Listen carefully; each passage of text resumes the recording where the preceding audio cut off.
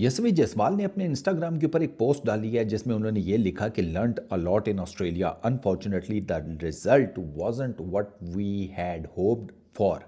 But we will be back stronger, your support means a lot. ठीक हो गया। इस पोस्ट के ऊपर कमेंट किया उस्मान ख्वाजा ने और उन्होंने लिखा है कि लव योर वर्क ब्रदर, यानी कि एक ओपनर ने जो कि जीती हुई टीम का हिस्सा है उसने दूसरे ओपनर को जो कि हारी हुई टीम का हिस्सा है बॉर्डर गवास्कर ट्रॉफी के एंड के ऊपर सपोर्ट दिखाई है, भाईचारा दिखाया है कि कोई नहीं, आपने अच्छा काम किया, अनफॉर्चुनेट है कि आप लूजिंग एंड के ऊपर थे। जसवाल ने ना पांचों टेस्ट मैच खेले फॉर इंडिया, 10 इनिंग्स में उसने बैटिंग की, total number of runs 391, batting average 43.44, highest 161, एक सेंचुरी स्कोर की, पूरे बॉर्डर गवास्कर ट्रॉफी में 2 50s। जसवाल का ना he could have done a lot more honestly speaking. अब आप जसवाल का ये देखें ना कि इंडिया की तरफ से हाईएस्ट रन्स गेटर है वो, इंडिया की तरफ से हाईएस्ट रन्स गेटर है, 391 रन्स 10 इनिंग्स में। सेकंड नंबर के ऊपर है ओवरऑल रन्स में, 391 इसके हैं, ट्रेविस हेड के 448 रन्स हैं ट्रेविस हेड के।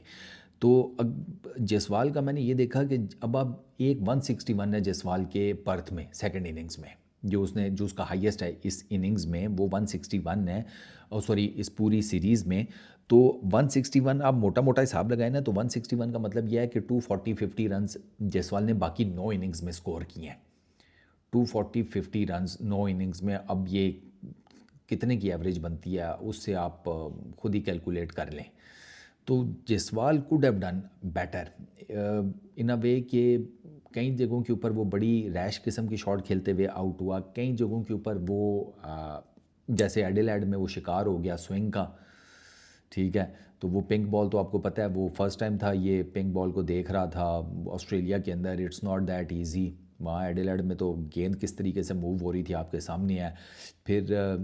आप इंडिया के ओपनर हो तो आप इन कंडीशंस के ऊपर, इन पिचेस के ऊपर इतना ज़्यादा जल्दी सेट इन भी नहीं होते, आपको पता भी होता है कि यार ये मुश्किल काम होगा नई गेंद को, और ऊपर से नई गेंद कराने वाले भी आपको स्टार्क है, कमिंस है, हेज़लवुड है, बोलैंड है, इस टाइप के वो बॉलर हैं। तो ये भी एक जिसे कहते हैं बहुत बड़ा फैक्टर है। येट अगेन जिस किस्म का ये टैलेंट है ना लड़का, आई प्रिटी मच फील कि यार जसवाल थोड़ा सा ना मुझे इन शैकल्स नज़र आया, जैसे आई फील, मुझे ऐसे लगता है कि यार ये इससे बेहतर कर सकता था। ओवरऑल इसका जो टेस्ट कैरियर है अभी, उसमें जनाब 19 मैचेस हैं, 36 उसकी इनिंग्स हैं, 1800 के करीब, टू शॉट 1800, 1798 इसके टोटल नंबर ऑफ रन्स हैं, बैटिंग एवरेज आउट क्लास है 52.8 की, 214 इसका हाईएस्ट है, डबल सेंचुरीज इसकी मल्टीपल हैं, 4 सेंचुरीज, 10 50s। वो इसका ना जिसे कहते हैं कि ये जो इसके नंबर्स हैं ना, मैं आपको एक बात बताऊं कि ये नंबर्स इसके डेफिनेटली वो हो सकते थे रेप्लिकेट बॉर्डर गवास्कर ट्रॉफ़ी में।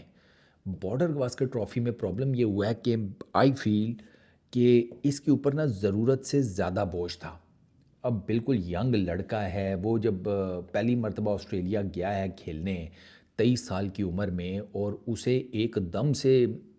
In the middle of series ये नज़र आया कि यार सारा बोझ तो मेरे ऊपर ही है, या मेरे ऊपर मेरी जिसे कहते हैं कि उस कैपेबिलिटी से ज़्यादा बोझ है, तो फिर उसका जिसे कहते हैं पैनिक करना वो बनता है। और ये बड़ी बात है कि ये लड़का स्टिल 400 के करीब रन्स कर गया है, 391 रन्स स्टिल ये कर गया है,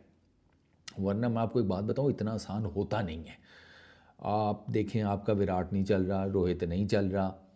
आपको आपको पता है आपकी बैटिंग लाइनअप जो है वो ठीक ठाक किस्म की फ्रेजाइल कंडीशन में खड़ी है, उसमें फिर आपको ये पता हो कि ना विराट भैया चल रहे हैं ना रोहित भैया चल रहे हैं, मुझे ऊपर स्कोर करना है। एक तो वैसे ही नॉर्मल हालत में ऊपर स्कोर करने का प्रेशर, फिर ऊपर से डबल प्रेशर ये कि बाकी बैटिंग लाइनअप नहीं चल रही, तो उनकी भी जिम्मेदारी आपके कंधों के ऊपर, तो फिर वह मुश्किल होता है। मैं इसी वजह से कह रहा हूँ ना कि कई जगहों के ऊपर ये रैश शॉट खेलते हुए आउट हुआ है। अगर हालात बेहतर होते, बैटिंग कंडीशन बेहतर होती, बैटिंग कंडीशन से मेरी मुराद बैटर्स की कंडीशन, बैटर्स की फॉर्म, पिचेस को तो छोड़ दो, पिचेस ने क्या ही चेंज होना है, तो वो भी वो ये चीज़ ही अगर सिर्फ बेहतर होती तो शायद ये लड़का उस प्रेशर में आकर वो शॉट्स ना मारता जो इसने मारी हैं, और हो सकता है कि ये at the end of the series highest score बनाने वाला होता, हाईएस्ट रन्स गेटर होता इंडियन टीम की विन में, या बेशक अगर ड्रॉ भी हो तो उसमें ये एक अच्छा खासा पार्ट प्ले करता। लेकिन बड़ा अनफॉर्चुनेट है, बाहर जाती हुई गेंदों को इसने छेड़ा है, इसका एक सॉफ्ट डिसमिसल हुए हैं, जैसे वो लेग साइड के ऊपर ये जो एग्जैक्टली मुझे बॉलर याद नहीं, पता नहीं शॉन मार्श था, ये शॉन मार्श ने शायद इसका कैच पकड़ा था,